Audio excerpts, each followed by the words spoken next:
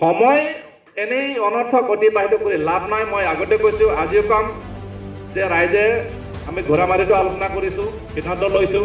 তাৰপিছত আমি ৰঙিয়াটো যিটো UBPৰ যে কনফাৰেঞ্চ আছিলে তাতে আমি গৈছোঁ, চিফ মিনিষ্টাৰ আহিব বুলি। তাৰপিছত আমি স্পীকাৰ সন্মানীয় আমাৰ বিশ্বজিৎ দৈমাৰী ছাৰক আমি লগ ধৰিছোঁ। তেখেতে আমাক গালি পাৰিছে।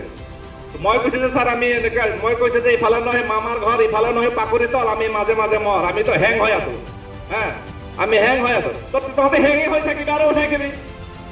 বিটিআৰ লিডাৰবিলাকে তহঁতে মনত নপৰে, সিহঁতে তাত পাৱাৰ পালে, ক্ষমতা পালে, সিহঁতে এনজয় কৰি আছে।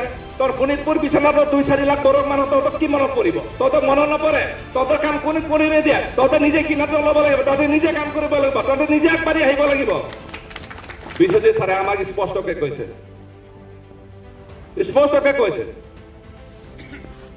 আমি হেং হৈ আছো। হেং হৈয়ে থাকিবি আৰু থাকিবি, তহঁতে কোনো মনত নপৰিব। যেতিয়া আন্দোলন হৈছিল, যেতিয়া দৰকাৰ হৈছিলে, তহঁতৰ ৰাইজক দৰকাৰ হৈছিলে, তেতিয়াহে তহঁতক মানে আহিছিলে তেল মাৰিবলৈ কাৰণে, কথা ক'বলৈ কাৰণে, ডাঙৰ লেকচাৰ সপোন দেখুৱাইছিলে।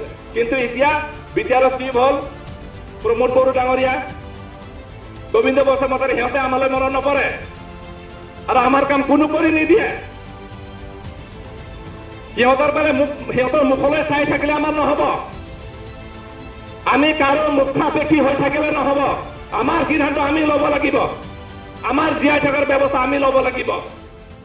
আমাৰ ভৱিষ্যত প্ৰজন্মক কেনেকৈ আমাৰ জাতিটোৰ ভাষা কলা সংস্কৃতিৰ এটা জাতি হিচাপে জীয়াই থকাৰ ব্যৱস্থা আমি কৰি যাব লাগিব। কোনো আমাক কৰি নিদিয়ে। গতিকে ৰাইজে স্পষ্ট হ'ব লাগে, ৰাইজে স্পষ্ট সিদ্ধান্ত ল'ব লাগে। আৰু ইয়াত কাল ক্ষেপণ কৰি সময় নষ্ট কৰি লাভ নাই। যিটো চৰকাৰে ব্যৱস্থা দিছে, আমাৰ যিটো পকী ঘৰত থকাৰ আমাৰ কাজিয়া নাই, কেঁচা ঘৰটোকে ধুনীয়াকৈ সজাই মেলি আমি ইয়াতে থকাৰ ব্যৱস্থা আৰম্ভ কৰিব লাগিব। ধন্যবাদ।